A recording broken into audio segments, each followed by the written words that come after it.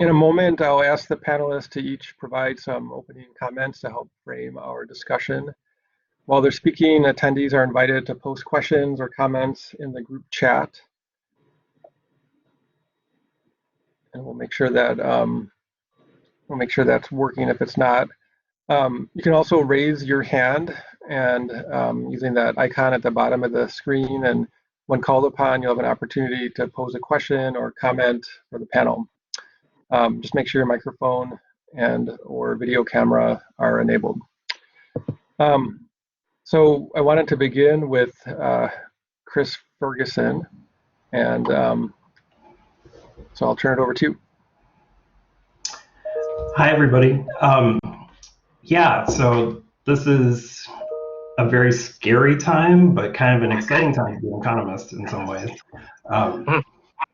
So this is obviously kind of a once in our lifetime so far, at least, hopefully, unique and unusual case where we had just a massive boom in unemployment overnight. And usually those sort of things happen slowly over the course of months. And basically we flipped a switch overnight and said, everybody shut down.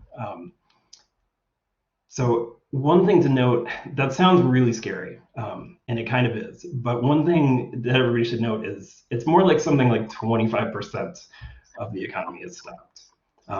And that's still a big chunk. If you're part of that 25%, then you're definitely really feeling it. But that also means 75% of the economy is still going. And most of the jobs that are on pause were in perfectly sound, thriving businesses. So I think if we can come up with good policies that will keep those businesses solvent for as long as possible, keep people able to eat and pay rent and still be doing okay in this, we could see a really quick recovery potentially.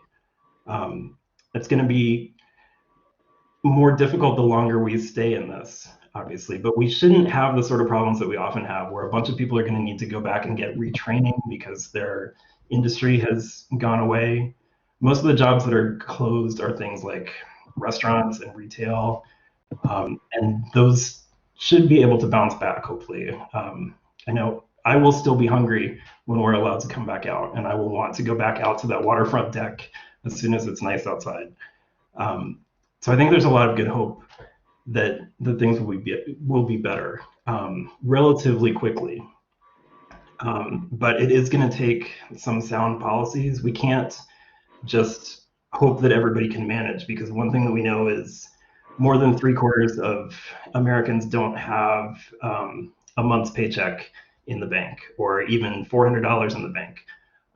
So there's not a whole lot of cushion for a lot of people. So that's one reason that the stimulus package that was passed was really important, but it really hasn't been, that was going to be okay maybe if we were out for 2 or 3 or maybe even 4 weeks. And now we're starting to look at several months. So it's really going to be important that something else gets handled quickly. And more than anything, I think it would be helpful if whatever that policy is concrete and is a plan that everybody has some certainty around, so that we can start to plan our lives and know whether we all need to be getting back to ramen or not and things like that. And then there are a bunch of people that got left out of the first stimulus package. College students, probably the most egregious group there. So people who are older than 17 and filed as dependents with their parents don't even get the $500 of, their family doesn't even get the $500 that younger kids under 17 get. And those are adults who lost their jobs just like everybody else. So there are a few holes like that that really need to be tightened up if we're gonna get through this. Yeah, maybe I'll stop there and pass it on to the next person. Great. Thank you, everyone. Thank you very much. And yeah, while you were talking, I was getting some emails and other messages through different channels alerting me that the chat box wasn't enabled. But I have since figured out how to turn that on. So that is now working. if anyone feels like there are technical issues that are of a general nature, feel free to post in the chat and let us know. Otherwise, I think everything should be working pretty smoothly now. So next, I was going to hand it over to Jean Gutman. Jean, were you able to connect with us?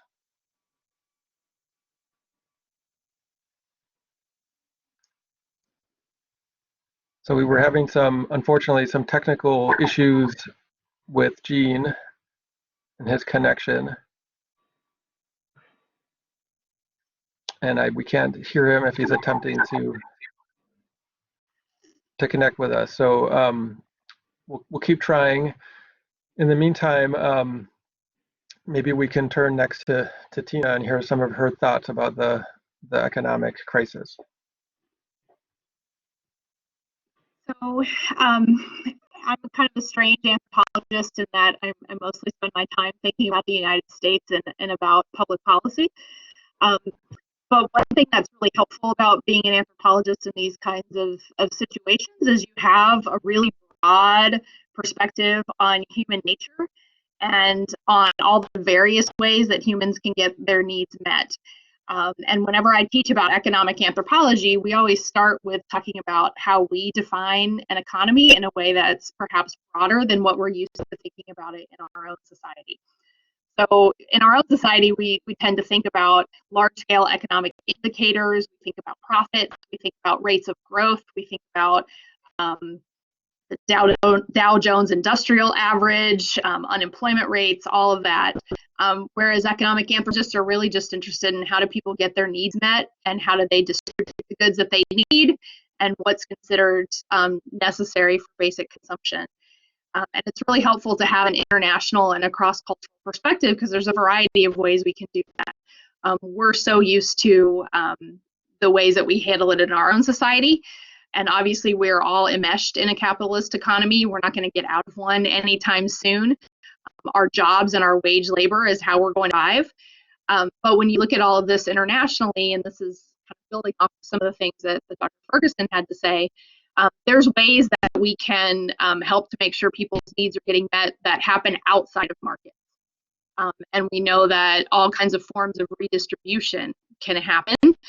Those are things that humans do all over the world.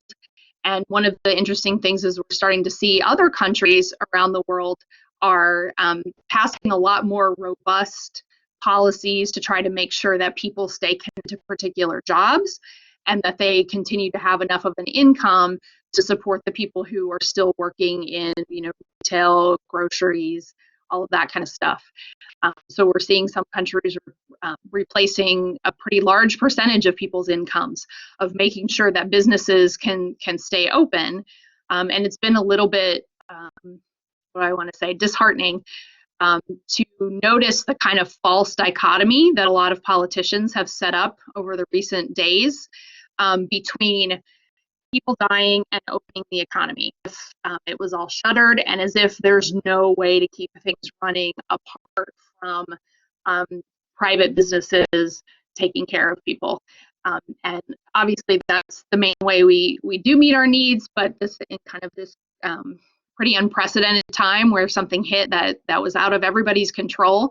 I think it's a time that we should really be looking at all the ways that collectively we could be making sure that everybody has their needs met, and then that will make it a lot easier to get things back online when people are able to go out to eat in restaurants, to shop at retail, to continue on with their daily lives. And then I'll just make one other tiny point, which is something we talked about in the first session, but really rethinking things like having your health insurance and your access to health care tied to a job. That's a really huge problem that we're seeing. And the disparities by race and by class in terms of how people are dealing with this and how our class structure really is meaning that different people have different resources to be able to weather this, with some people having to continue to work and other people getting to stay home. So there's a lot of ways that our society has some potential holes in it and ways that we aren't getting our needs met. And this kind of epidemic is, I think, shedding light on a lot of things that we might want to think about more permanently. So I'll stop there. Great. Thank you, Tina. So we're still attempting to connect with Jean, and maybe I'll turn over to Chris Marshall before one last-ditch attempt to bring Jean on. So Chris, go ahead. All right. Thanks, Tom. So before I get started, just want to give a shout out to my wife. That's the reason I have the professional background behind me instead of dirty clothes and kids' toys. And she made me take off my Godfather shirt that I was going to wear for this. So a couple things. This was a bit challenging in terms of me trying to find the right historical moments to draw some useful conclusions, because on one hand, I wanted to go to 1918.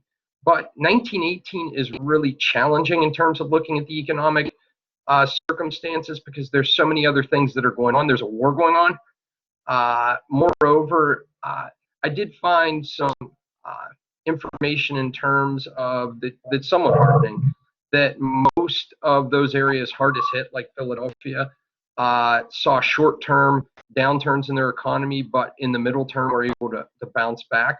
But I really want to play off of what Chris and Tina were talking about, because really, you hear a lot of politicians saying that this is an unprecedented crisis and we have no toolbox really to deal with this. This is completely untrue. This level of economic crisis, I mean, a much worse one, knock on the desk. Of course, we have in the case of the Great Depression. I mean, just to give you some context, Dr. Ferguson was talking about, right now we're at about 13.4% unemployment, but that's pretty confined to one sector, one set of sectors to the economy. Now that does surpass the peak that we hit in the Great Recession, which we were at 10% a year in. But by contrast, at the peak of the Great Depression, we hit 25% unemployment. And I don't think that's going to happen in this circumstance. Nevertheless, Tina was talking about the holes in our safety net. And a lot of politicians are saying, well, this is an unprecedented crisis. How do we handle this? We have a playbook. You look at the response of the Roosevelt administration over the first 100 days that Roosevelt was in office, which corresponded to the peak point of unemployment. When he was inaugurated in March of 1933, unemployment hit about 25%. He brought Congress into session the next day, and over the course of the next 100 days, they passed 13 major pieces of legislation, most of which were aimed at alleviating the immediate impacts of unemployment. Some of them were about regulating banks, but that was also part of another issue I want to get to in just one second. But there is a playbook. Right now, we have Congress not in session. They passed one piece of legislation, and then, well, two pieces, and then adjourned. So this doesn't correspond very well to the kind of crisis response we saw during the New Deal. Now, another important point I want to make, and Dr. Ferguson could probably speak much more to this than me, but I'll give the old historian try here. Crisis of confidence. And that is, I think, one of the most important things that you have to address in these historical moments. The crisis of confidence. There needs to be a feeling that there's a plan and that we're doing something about this, and we have a concerted plan, and we're going to do this and we're going to do that. And again, there's a playbook for this. Franklin Delano Roosevelt regularly gave what were known as his fireside chats. So those of you who had me in class, we talk about these extensively. And again, he understood that these moments, and this extends not just to the economy, to this crisis in general, that these moments have a psychological element that has very real world consequences for the economy, but elsewhere, that need to be addressed. And again, this is when radio was the only mass media we really had available, and it was relatively new, and he took full advantage of this, regularly addressing the American people, outlining exactly what he was going to say, and clearly giving a roadmap. I'm getting a bit of an echo here now, but anyways, this really was confidence. This gave the American feeling the government was doing something. We don't have the numbers we have today, but we have lots of evidence from modern press reports about Americans feeling much better. This corresponds kind of poorly with what we've seen thus far from the federal government, where people have gotten mixed messages, unclear messaging, contradictory messaging from the federal government and from the executive. And we've seen correspondingly a feeling of kind of general unease. Well, there should be a feeling of unease, but a feeling that there's not a clear plan. So this is, I think, where history does really provide a useful playbook in terms, and of course, also playing into what Dr. Ferguson and what Dr. Lee talked about, and that's the need for government intervention, for Keynesian-style interventions to not just alleviate suffering, but also make sure that when the economy can restart, when it's safe, when medical experts tell us they can restart, people feel confident enough to spend money. They're not in an economic hole that they can't get out of, that they're able to immediately start restarting the pump because the pump has been primed. All right, so I'm going to cut it off there. Just had some ideas I wanted to throw out there. So.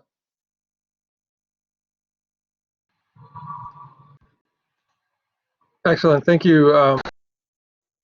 Thank you, Chris.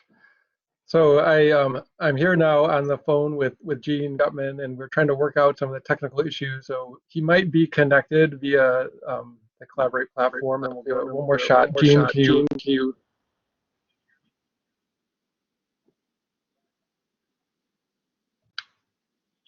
I don't think we're able to hear you. Yeah, we can hear you, but we can. Yeah, we can. You'll have to mute your microphone.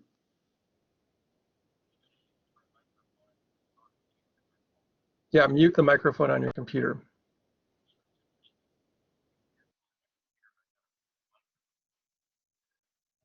Yeah, we can't hear you, but we can hear my reverberation through your computer, which is definitely mysterious. But I'm going to put you on speakerphone and see if we can hear some of Gene Gutman's thoughts about the current situation. So 1 second here.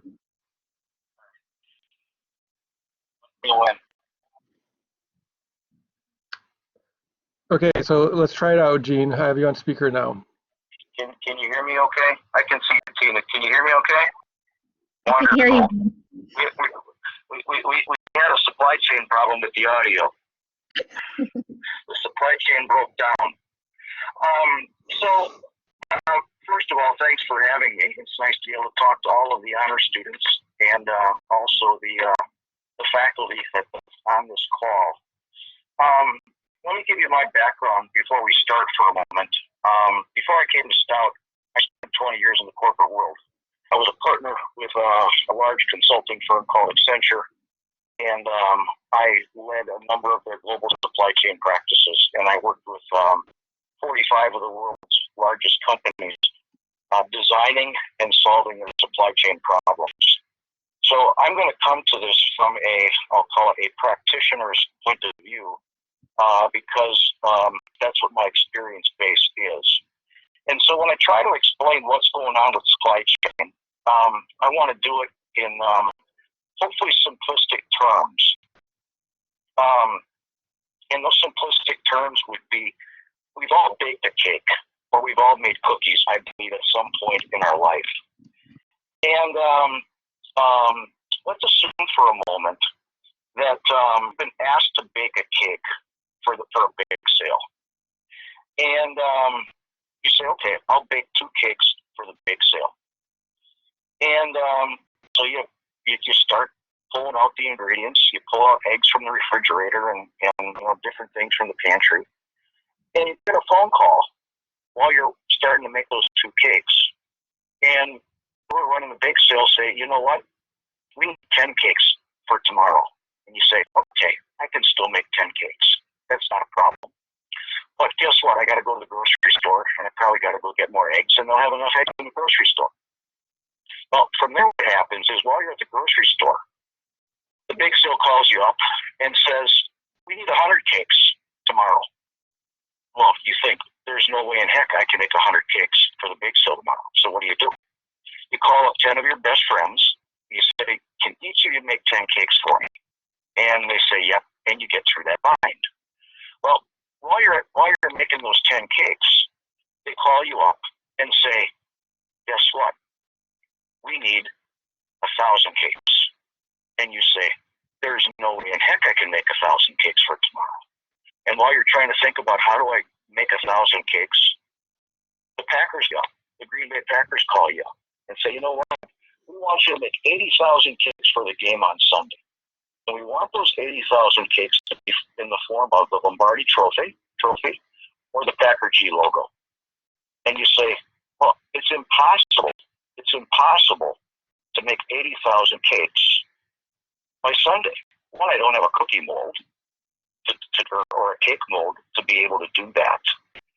Secondly, what happens is there's not going to be enough ingredients to make 80,000 cakes. You won't have enough eggs in the grocery store to make 80,000 cakes. And so while you're out there trying to figure out how to do that, every country in the world calls you up and says, you know what, we heard about this great big sale, and we want you to make a cake for everybody on the planet. And so that means you got to make 8 billion cakes for a bake sale tomorrow. Well, guess what? There aren't enough eggs on the planet to be able to do this. And so what do? You need a supply chain of eggs. So you need to breed chickens. They need to lay eggs. They need to hatch eggs. You got to grow the chickens into become egg-producing hens. All of that takes about 5 months to get a hen just to be able to produce eggs. So what this illustrates is what we're facing today with this pandemic. Is supply chains run under normal demand. They run under what people would expect to happen on a daily basis.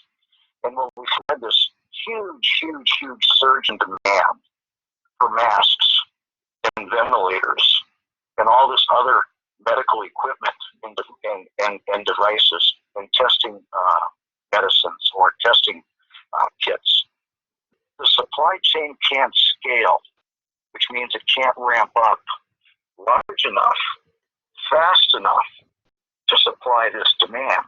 So if you think going back to the bake sale, when the demand for the bake sale was 2 cakes, you could handle that. When it became 10 cakes, you could handle that. When it became 100 cakes, you could ask for help and you could still handle it. But as soon as this thing grew to 80,000 cakes or 8 billion cakes, it's impossible to respond. So that's what's going on today with the supply chain and why we're having such difficulty getting these medical pieces of equipment and protective clothing to the point of need. So that's kind of my introductory comments on why this is so challenging. Great, thank you very much, Gene. So I'll just keep you here on speakerphone, and yeah, I want to encourage everyone to, if you have questions, you can post those in the chat, or if anyone would like to share a comment or question, you can use the raise hand feature, and I'll be happy to call on you so that you can contribute as well. So do any of the panelists want to follow up with any of that, or should we look at some of the questions in the chat? I think Alex Hall has a really good question. It would probably be for Dr. Ferguson to tackle. So Alex was asking, in a situation of economic downturn when tax revenue is also down, how can governments provide the kind of economic relief that will help preserve jobs and people's way of living, and so on? Yeah, so that's a really good question. It's easier for some levels of government to do it than others. So for the most part, local and state governments can't borrow. They generally have balanced budget restrictions. So it's going to be really difficult for Wisconsin or Menominee to come up with a solution to this. And you're right, as you know, there's 3 places that we get tax money. There's property taxes, there's sales taxes, and there's income taxes. And some states are going to be in a much worse position. There are a lot of states that don't have any property tax, or some states have no sales tax or no income tax. For the most part, in Wisconsin, local government is largely funded by property tax, and at this point we're not facing a housing collapse like we were last time. So that's good news. But also almost every community in Wisconsin, every county in Wisconsin has sales taxes, and sales are down, but not as catastrophically as you might think. We're still buying a lot of stuff. So it's really income taxes that are potentially going to be troublesome. But the federal government can borrow, right? So just to put things into a little bit of perspective, these are all trillion-dollar numbers and billion-dollar numbers, and I deal with these a little bit every day, but they're still sort of mind-boggling to me to get my head around. So GDP for a year, which is how much income, if we added up everybody's paychecks essentially, or everybody's sales revenue, that's on the order of like $21 trillion for the US. Right. So we just passed a bill that was $2 trillion of support. And if you think about it, we've to some extent shut down for, we're looking at coming up on 3 months maybe of shutdown. So that's about a quarter of the year, which would be $7 trillion is what our GDP is over that quarter, right? So if half the economy was shut down, then we should be expecting, and we wanted to not really face a gigantic disaster, we would probably want to come up with the amount of money that would fill in behind that. So if we're talking about something like $3 trillion, at the point where half the economy was closed, so maybe $2 trillion, we're already talking about the order of magnitude of money with the first bill. We just have to kind of make sure it's going to the right places. But we can also borrow. So things, when you hear about government bonds, that is an IOU from the government, right? So every time we issue a government bond, that is creating money with the promise to pay it back later. And these are scary monies, it's scary numbers to throw around, but the US has assets of something like $300 trillion. So it's when you start hearing about budget deficits and running up giant bills as government, I always find it kind of helpful to translate that into our own lives. So we take out student loans, we take out home mortgages, and those are massive in comparison to our annual income, right? So whatever we're making in a year is the equivalent of our personal GDP. And your college loans or your home loan are much more than 100% of your personal annual GDP. So having debt like that is not necessarily a bad thing as long as it's an investment into something in the future.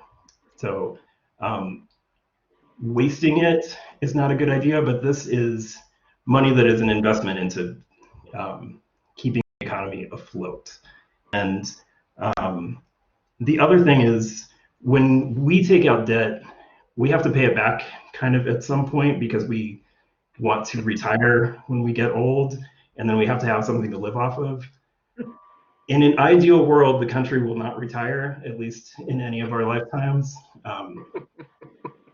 We'll see if people break it in the process of this, but a country is sort of always in that young adult period where you're working, you're taking on debt as investments into the future. So it's not as scary as it sounds like when the government is taking out debt, because we're expecting to more than make it up in the future with growth. And currently interest rates are 0%.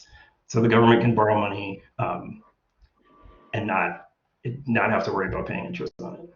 So that was a long answer to your question, Alex, but basically we can borrow it and just borrow it in the same way that we would borrow for student loans, essentially.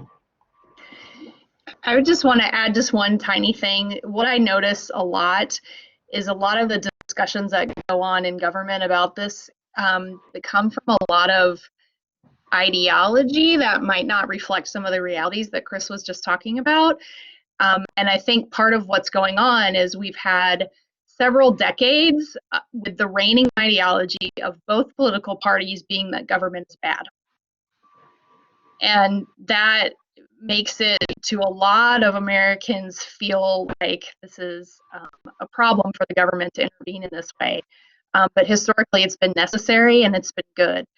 I think another part of what goes on with some of this is some of the discussions that I noticed just with family and friends is Americans get really, really squeamish about just handing money to people with the idea that it saps their will to work and to go back and do all this kind of stuff. So I think it's partly a logistical and a practical question of how do you literally do this, which Chris answered really well. But then there's also just the ideology and how many decades we've had of believing that governments need to be small and taxes need to be small, and that government should be helping people. I think there's some of that as we've elected a lot of people who have those kind of ideas, and that's, in my view, been kind of crippling and leading to this false dichotomy between protecting people and letting people be okay and opening the economy. So, yeah. Chris, you don't have to raise your hand. Just one thing to follow up on that too. So regardless of where you come down on the size of government question, if you are worried that handing out free money to people is going to make them lazy and not want to work, which there really isn't very much actual empirical evidence that supports that at all, but even if you were, then what you're really worried about is it sets up some sort of, economists would call it moral hazard problem, that there's no incentive for you to go back to work if you're getting money. But that's exactly what we want to do in this particular case, right? We want people to not go to work. So any worries that you have along those lines are I'm mostly saying that doesn't work, but even if it did, it would help us in this case. So that's a double argument in favor of doing this. I'm just going to jump in because someone wrote a question about how to overcome that anti-government intervention ideology. I'm not sure. It's long-standing through most of American history. It kind of comes, Marshall can say more about this, but it comes partly just from even just how we kind of came to exist as a separate country. But I think that we were able to do that in past historical moments by putting people to work in ways that created the collective good. So if we think about some of the things that happened in the New Deal, which Dr. Marshall referenced earlier, we were, painting murals in Harvey Hall and building education and building roads and building a highway system. And people could see some of those positive things. And I think the more we've kind of allowed people to be elected, and we've elected people that I think are interested in power in some ways and not always necessarily in governing, you can understand why people are suspicious. So I think if we can do some really good things together, this might be a really good moment, actually, historically, to try to deal with some of this anti-government feeling. If you can have states working together in the federal government, maybe even working together to keep people safe and to getting everybody healthy and providing the things that we need, you might be able to deal with some of that. So I don't know if maybe Chris Marshall, if you have other thoughts about how to do that, but I think showing positive benefits is the way you get people to think about that. Just to build on what both Chris and Tina were saying, I mean, especially what Tina just said, this idea that, government shouldn't be propping people up and that the mechanisms of the economy can take care of themselves. This has been a dominant ideology only for my lifetime. And I'm not very old, I assure you of that. I mean, this Reaganite neoliberal ideology, which then, of course, the Clintons, well, Bill Clinton, but then, Hillary Clinton as well, and the Democratic Party in total, they adopt as well this idea that, we need to move away from quote unquote big government. So that's part of the problem. Whoever asked that question asked because both parties have really adopted different versions of this. And getting to Jerry's question, it would be great if we could break away from this, because the greatest moments in the 20th century were achieved when there was a conception in both parties of the common good. I mean, you have after World War II, you have Republicans. Eisenhower never dreamed of getting rid of the social safety net, and he believed government could accomplish things. Look at the interstate highway system. I mean, this is in the tax rate, in terms of, generating revenue, in terms of the idea that everybody should pay their fair share. I mean, you're talking about the top rate for the top bracket being, God, I think in the 50s, and don't quote me on this, Chris can correct me if he knows. I think it was still in the 70s or 80s after I know it went to 93 during World War II. But this would be, as Jerry's asking a question, this would be a great moment, as Tina was pointing out, to break away from this. We have a playbook. I mean, we can obviously go in new directions, we can innovate, but we have proof that this can be done. And of course, I would point out that there are other factors involved. I don't want to make it sound this simple. When this ideology really was dominant in American life, we had the longest, most sustained period of prosperity in American history from 1945 to the late 1960s. Just wanted to throw that in there as well.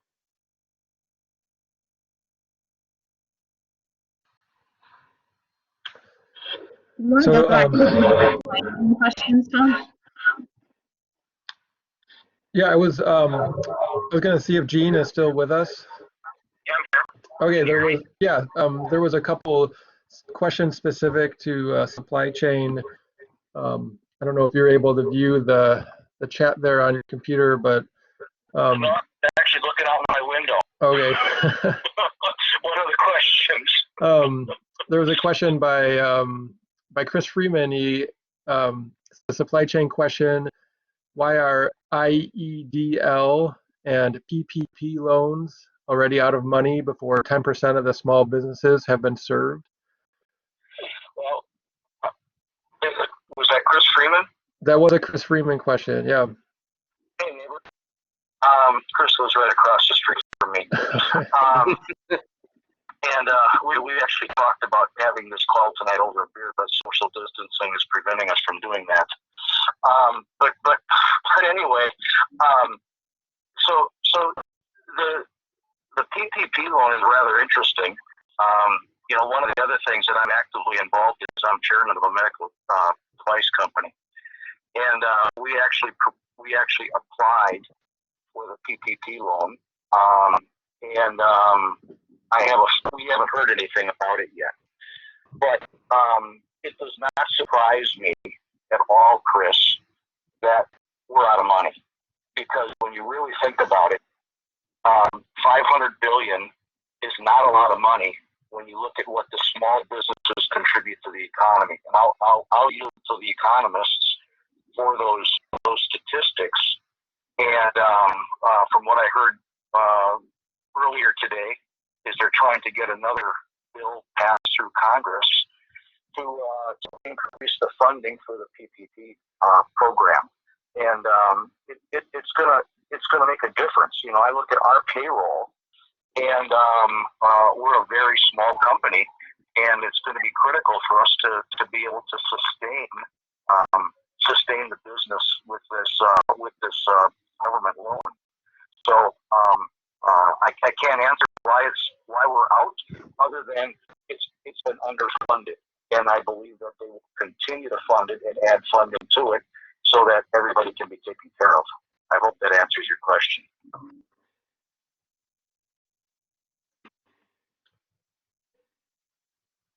Did any of the panelists want to follow up on that, or? Yeah, one thing I would add, there's some other countries, like Denmark, for instance, is doing something pretty similar to what we were trying to do with those loans, but they just came out and were more explicit that they are going to cover 75% of payrolls for any firm that keeps their employees in business. So it was essentially a bargain: pay 25% of your employees' wages and we'll pick up the rest.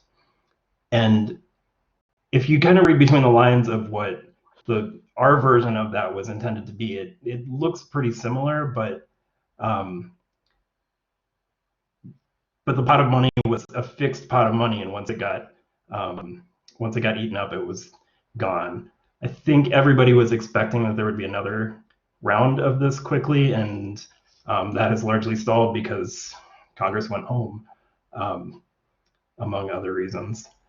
But it would be much better in a situation like this if these policies were sort of put in place with a more, not just a one-time thing, but we're going to do this for as long as we are under house arrest, so that people could sort of plan and have a sense of what they're doing and not just all scramble as fast as possible to get this. And I think also the firms that were most able to quickly get their materials together and apply for this are probably the most marginal trouble firms. The really small businesses, the like small antique store sort of place, is not going to be the place that can quickly grab the pot before it's gone.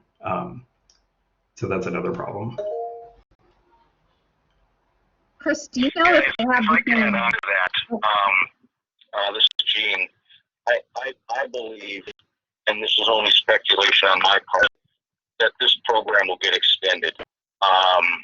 It will get extended so more businesses are covered, and it'll get extended for a longer period of time beyond 2.5 months. I've got a number of friends who are bankers, and they're saying, you know, the economy is going to be down for a while, and we're going to need more than 2.5 months of coverage of payroll to handle this.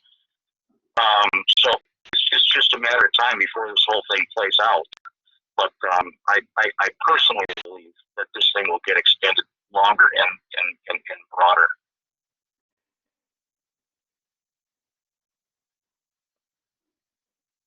Tina, it looked like you had a comment before related to this theme.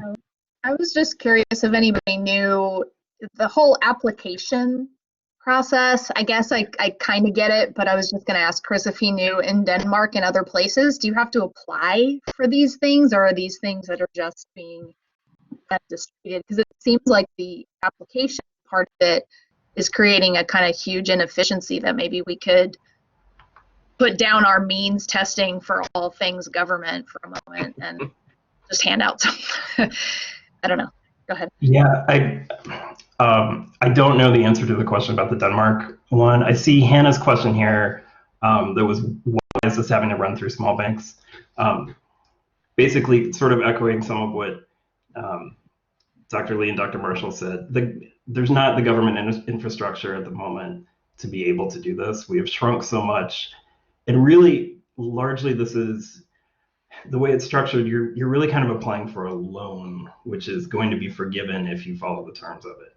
But there's some due diligence in giving out loan money that basically they want to check that you actually have a business, and it's not me saying that I have a small music store that I'm running out of my basement. So because there's not an army of inspectors that the IRS can roll out, or the Treasury Department can roll out, the decision, I think, was made to trust the local banks to use the sort of procedures that they would for a regular loan as quickly as possible. And I think some of that is a good idea. It's just kind of rushing and throwing things as quickly as possible. And some of that can't be avoided. But I think that's the main justification for why it is happening that way and not just straight through the IRS or something.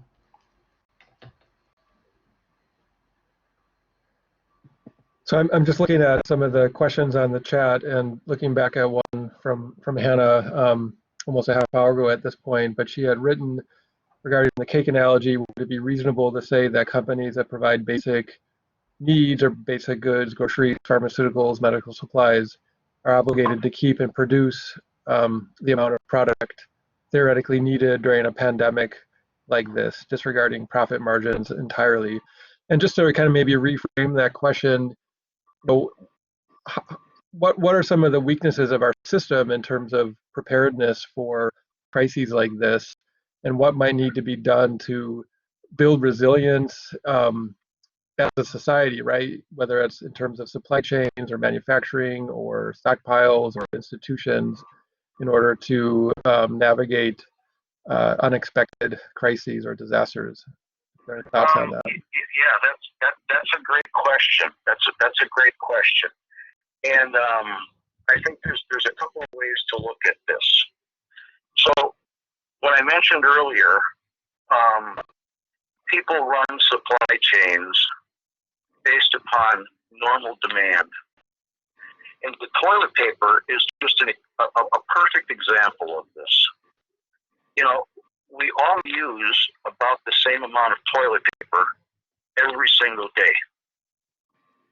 It may vary a little bit from day to day, but by and large, for a week, the demand for toilet paper is very, very stable. Well, what happens here is the people who make toilet paper, Kimberly-Clark, Procter & Gamble, would be two companies that make toilet paper. They plan their business around normal or stable demand. And that might be, you know, a roll or 2 rolls or 3 rolls, however many rolls of toilet paper you or your family uses per week. They plan their business around that. So what happened? We had the pandemic, and nobody wants to run out of toilet paper. That's one thing nobody wants to be out of. But until the pandemic hit, nobody ever thought about toilet paper. Nobody thought about it. It's like, oh, but I may be out, so I'm going to go rush to the store, and I'm going to buy as much toilet paper as possible. Well, Kimberly-Clark and Procter & Gamble, they don't have the equipment. They don't have the equipment to be able to scale to meet that demand. And they won't have the equipment because the business doesn't justify it. Just like you won't have in your home 10 ovens to be able to meet the surge of this demand for the bake sale. It's not economical to have all of that equipment just sitting idle if you don't need it. So that's the first point. So then we get to the point of stockpiles. And there's been a lot of talk about stockpile. Well, the thing about, and let's just talk about masks for a while, or for a moment. The thing about masks is masks have a shelf life. People may not realize that, but they have a shelf life. Just like eggs in the cake example will have a shelf life.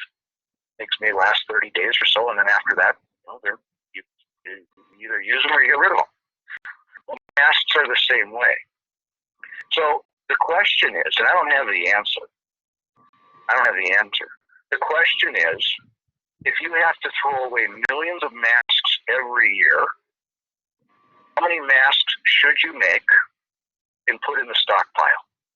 Knowing you're going to throw millions away every year. So that's something to think about. The other thing that goes along with it then is, okay, how does it get funded? How does it get funded?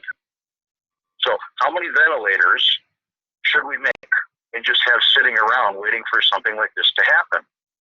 How many masks should we have sitting around waiting for this to happen when it hasn't happened since the Spanish flu back in 1917? So, it's been 100 years since we've seen something like this. So the thing about stockpiles is it's really just in case we need it. So the question becomes, well, how much do you really need? And then how do you fund it? And I think that's the question that the people will look at when we're done is, should the stockpile be larger? Well, I think if we were to look back on the last 30 days, people would say, yes, we should have had more masks in the stockpile. Okay, well, then we need to fund that. And I don't know who to believe in the media. I don't know who to believe on which side of the government you're on. But, you hear stories that, well, it was never funded. Well, if it wasn't funded, 3M isn't going to go make masks just for the sake of making masks. One, if there's no demand for them, except in the last 30 days there's been demand. 3M is not going to just go make them. And two, they're going to want to be paid for them. So the challenge with stockpiles is how much should it be? How big should it be? And who pays for it? Because they won't have equipment just sitting around idle, waiting for a pandemic to happen. Just like you don't have 10 ovens sitting in your house, waiting for the bake sale to happen, when all of a sudden they need lots and lots of cakes. It's not economical. So I hope I've answered the question, or at least framed what the challenges are associated with the question. Great, thank you, Gene, for your thoughts on that. So I was thinking of letting the session go a little longer since we got started late, but the platform just warned me that it'll be disconnecting in about 5 minutes. So I'm realizing that I think when I set up, you fix it? I think so. Chris? I think I extended it. Okay, Chris is hoping he extended the time. When I set up this session, apparently I clicked on something different that changed some of the default settings. So I apologize for that. And if we suddenly get disconnected in 5 minutes, it's my fault. Did any of the panelists want to kind of build off of what Gene was saying? And if not, I have a question to kind of redirect the discussion. So it looks like Chris Ferguson is maybe tinkering around with the settings. So yeah, maybe it looks like maybe I couldn't fix it. Okay, so why don't we just go around, and I'd like to get some final thoughts from each of the panelists before we get suddenly disconnected by the platform here. Chris or Tina, would one of you like to share your final thoughts? Sure, I guess I can. So I saw Jerry's question earlier about what we would do with the magic wand, and I wanted to end in something optimistic too. So I would just say economies are not the Wall Street numbers. You know, ultimately, GDP and everything is just the value that is being created when we trade things, right? So we don't have to be a wizard to turn lead into gold. We just need to find somebody that wants lead. So trade will come back. People will enjoy trading things. In my house today, I witnessed a trade of a Charizard for a Mewtwo, and everybody was really happy.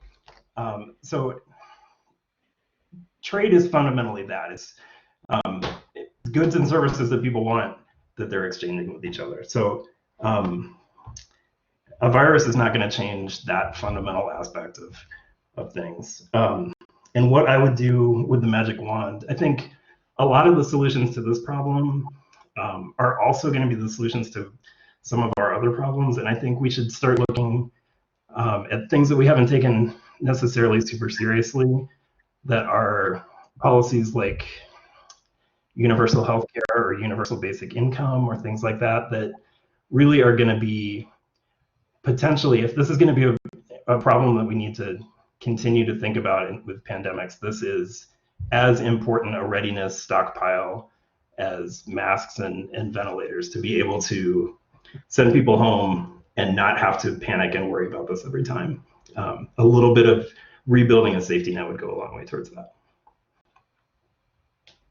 Yeah. So I'll take the opportunity to answer Jerry's question, and really the same thing. To me, one of the biggest things that I see in our society is the lack of a safety net, and how much we don't have some kind of really basic things that people need to be productive workers in place. So top of the list would be healthcare that doesn't have to rely on you having a paid job at any given time, and that might be more efficient in some ways and more able to meet people's needs. So that would be kind of at top of the list. But I think dealing with things like homelessness and huge levels of wealth inequality and income inequality are things that we could maybe see coming out of this.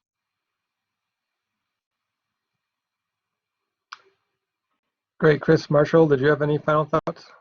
Oh, I agree with Chris and Tina. I mean, this should be a